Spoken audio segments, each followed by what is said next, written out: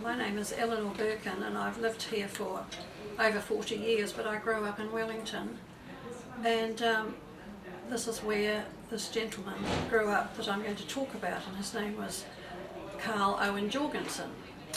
And I knew nothing about him in his early days, but through the information I have on these army records, I've discovered that he trained as a masseur, which is rather an unusual thing for a guy to start training as, you know, one thinks of it in these days. But then I guess he was dealing with injuries and massaging people for crook backs and stuff.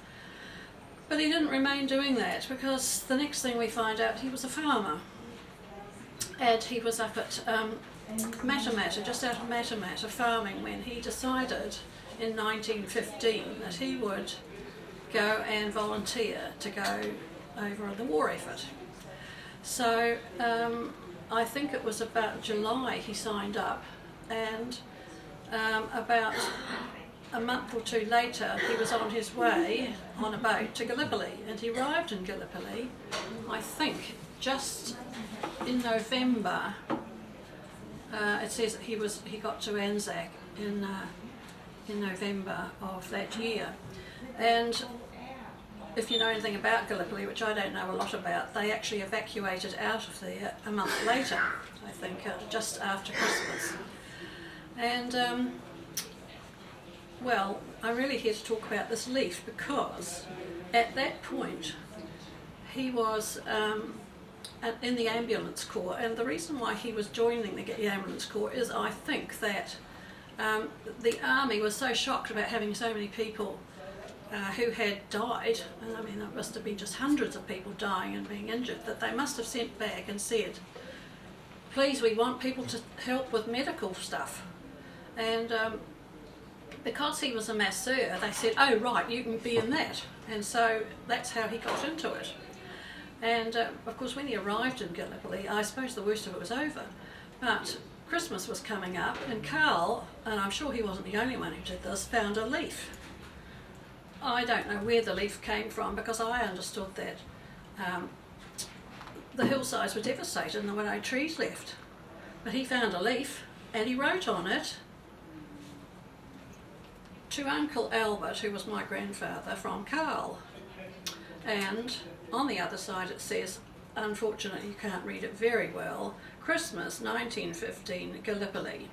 And so this leaf came from the battlefields of Gallipoli, and it was in an envelope, and I found it after my mother died in a big trunk under the house. Nobody else had bothered to look in this trunk, but my husband sighted the trunk and said, before her whole house was sort of sold up, oh, let's take this and have a look at it. So there were all sorts of stuff in the trunk, and inside a book there was a little envelope, and inside the envelope was that leaf, and I was absolutely gobsmacked. And I just held this thing and thought, I can't believe it, this came from Gallipoli. So we put it back in the envelope and put it into the book again, and a few years later I decided, look, I've got to do something with this. So I researched who could I get to, you know, save the thing, and somebody in Auckland did something with medals and whatnot, some private firm. So I went up to them and said, listen, can you tell me, I think it needs to go between glass because there's two sides to it. Oh yes, they said, we'll do it. So I got it back, but to go back to the story of Carl, they were evacuated from Gallipoli at the end of 1915, and he went to Alexandria or Cairo. Now I didn't know a lot about this, but all the troops landed up in Cairo, and I suspect they had to go somewhere and they didn't know where to go, so Cairo was quite near, so right, let's go to Cairo. And Carl, being in the ambulance corps, wouldn't have had a lot to do, and he was shoved around all over the place. Every few days he went somewhere else. He was admitted to somewhere on the 9th, and then on the 11th he went somewhere else. Ismailia, Alexandria, Cairo. I think they didn't know what to do with him, because he was supposed to be looking after dead and injured people, and they'd all gone by then. So the next move for Carl was that off he went to the Western Front, which is where I think it must have been absolutely dreadful for him. because he was stationed at what are called CCS, Casualty Clearing Stations, on the Western Front, and he landed it, and it just says here Havre, and I think it must be Le Havre. I have no idea where in France he went to, but it was obviously on the Western Front. And there was Carl, and I think the casualty clearing stations must have been quite close to the front line, and there was Carl dealing with these wounded people who were arriving, and Carl was supposed to be doing something about it. I don't think he had any medical training at all, except for what he was, what he picked up.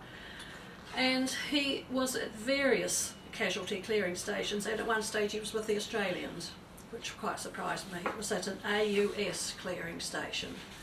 And then he, at the end of the war, he went to England, and he must have decided by this time he didn't know what he was going to do next, so he thought, well, maybe he'd have something to do with people's feet. And so he became what do you call them? Podiatrist. And he went to train as a podiatrist. First of all, he went, I think it was, to Wales, but then he came back about 2 days later. That was a wrong move, and then off he went to something called the orthopaedic hospital in Hornchurch, where he must have learnt how to deal with whatever it was, people's feet. He came back to New Zealand in 1919 at the age of 30. He was 25 when he joined up. And I remember him, and this is his photograph here. You can see the photograph there. And I remember him as an old man. He came to my parents' house, and my mother had them for a cup of tea in the front room, and he was a very quiet, subdued little man, and he had married late in life to a woman called Evelyn, and Evelyn did all the talking, and Carl just sat there and hardly said a word, and Carl looked as though it had taken the most dreadful toll on him. I mean, I didn't know anything about this as a child, but the thing about him is that we have got this photograph and one other, and in both photographs he is not looking at the camera, which I think says quite a lot. And probably if somebody had said to him, look at the camera, this is my own opinion, he would have thought, no, I can't look at anything else, and I'm not going to look at it, because he'd been asked to look at so much. And I thought that was very revealing. That's the story. It's lovely. And so you just remembered maybe that one visit? 2 or 3, but he never spoke. He was just absolutely crushed. Yeah, his experiences must have been horrible. Dreadful. And how, do you know if he commemorated Anzac Day at all? Or? Well, I was too young as a child. I wouldn't know that. Yeah. I have the feeling he might not have. I don't know. I wouldn't know about that. But he was a person who was just so reserved and shy, and that was it. And when did you find the leaf? Do you know what year that was? Yes, I do. My mother died in the year 2000, and we had to clear out the things in her house, and I went under the house with my husband, and there was this terrifically old trunk that was just sort of crumbling away, and inside it were all my grandfather's possessions that he wanted to keep. You know, his wife had died when he was when my mother was 3, and he had all of the death, the people, poor dear Albert, we're so sorry you've lost your wife, and had 4 little girls, and there were all the sort of black-edged sympathy letters. And my grandfather was a lawyer in Wellington, and he brought up the children with the aid of a housekeeper, so there's a bit of tragedy in the family. Absolutely, it must have been very hard on him. Yes, and this young man, Carl, he lived just a few doors away in Kilburnie in Wellington, and that's where he went back to live after he came back from the war. Did he have any children? No, he married Evelyn quite late, and never any children, no.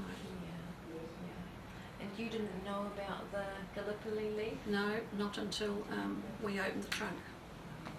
Any idea of what tree it's from? No, I would love to know. It's quite a thick, fleshy leaf. We need a botanist. Yes. You can sort of see it's quite, well, that's 100 years old, that leaf. And it still survived. It hasn't sort of cracked up or anything. And do you know if anything else survived from his war years, or? No, not really, no. I only have the record that I downloaded from the archives, and that's where I've learnt most about him.